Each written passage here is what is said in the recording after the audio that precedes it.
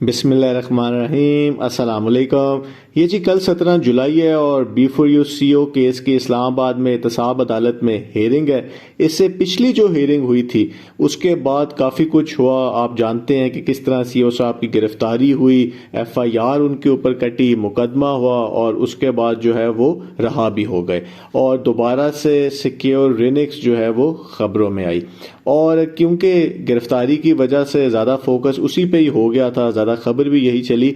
क्या उस दिन कोर्ट में हुआ वो आज हम देख लेते हैं, क्योंकि कल जो होना है वो उससे ही रिलेटेड है।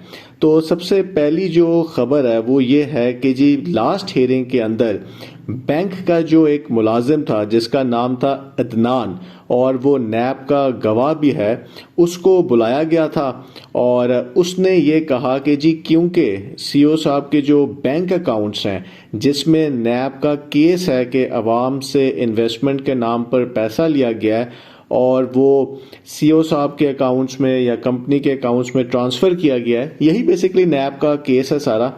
अब जो नैब के गवाह थे उन्होंने कोर्ट में कहा कि क्योंकि ये मल्टीपल बैंक अकाउंट्स हैं, यानी कि एक से ज़्यादा बैंक अकाउंट दूसरी ब्रांचेस के अंदर भी हैं, इसलिए हमें मज़ीद वक्त चाहिए ये रिकॉर्ड बनाने का।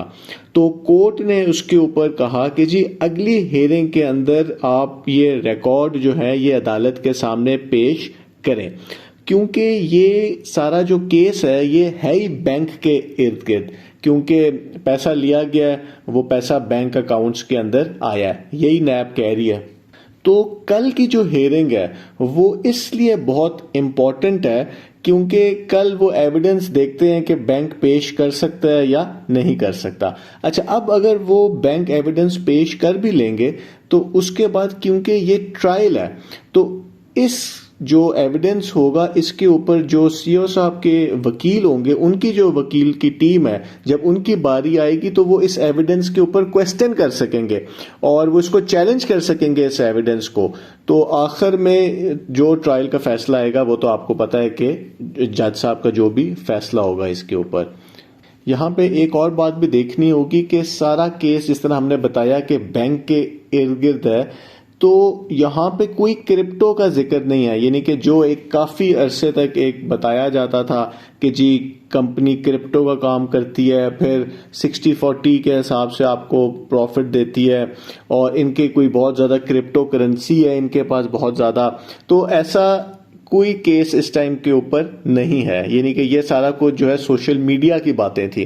तो यहाँ पे एक और बात भी समझ आ गई कि जी जो कुछ अदालत में होता है, यानी कि जो कुछ ट्रायल के अंदर हो रहा होता है, जो कुछ कोर्ट में पेश किया जाता है, उसका काफ़ी दफ़ा सोशल मीडिया में जो कुछ हो रहा होता है, ग्रुप्स में जो हो रहा होता है, उससे इतना ताल्लुक नहीं होता।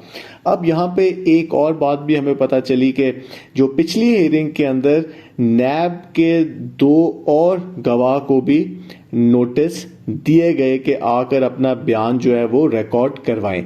उनके नाम अली रजा और उमैर हैं और ये भी नैब के गवाह हैं। तो ऐसा लग रहा है कि इस टाइम के ऊपर नैब चूंकि प्रोसिक्यूशन है तो प्रोसिक्यूशन अपने जो मटेरियल है उनके पास, जो गवाह हैं, जो भी वो चीज़ पेश कर सकते हैं ताकि CO साहब के खिलाफ यानी कि वो एविडेंस अपना पेश कर रहे हैं, उसकी बारी है।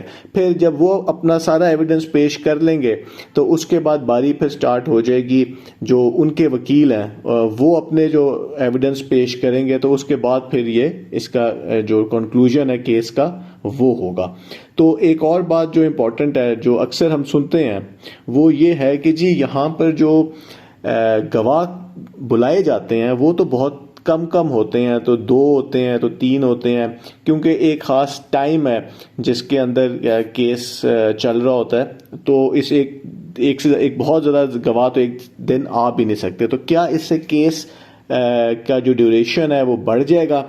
तो कुछ भी हो सकता है, केस ज़्यादा आगे भी जा सकते हैं, क्योंकि हमने देखा है कि नैब के जो केसेस में अगर तो प्ली बार्गेन हो जाए तो जल्दी पैसे मिल सकते हैं, वो जल्दी भी मतलब उसमें भी साल तो लग ही जाता है। लेकिन अगर ट्रायल की तरफ केस जाए तो वो केस हमने देखा है कि वो काफ़ी भी आगे भी जा सकता है, लेकिन उसके अलावा और कोई रास्ता है नहीं क्योंकि सिस्टम ही इस तरह है।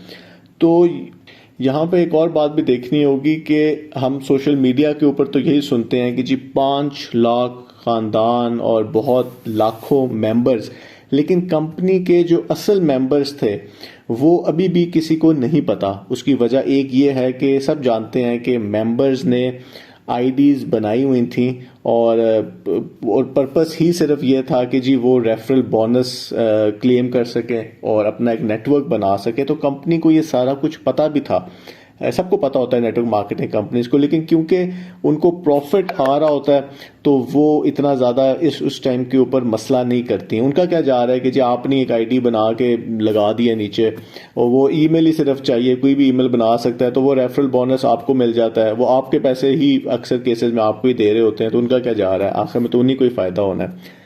तो असल मेंबर्स कितने हैं किसी को नहीं पता। 5 लाख खानदान में से कितने अफराद, क्योंकि देखा यही गया है कि 5 लाख खानदान जब नैब के पास जो रिकॉर्ड होगा उसमें बहुत ही कम होंगे।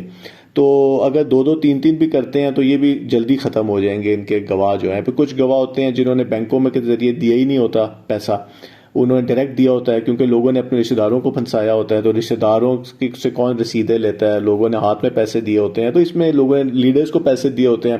तो ये जो एक हम सुनते हैं कि ये केस की गवाही ख़त्म नहीं होंगे, तो उसमें भी अगर हम लोग लॉजिकली सोचें तो इतना वज़न नहीं है।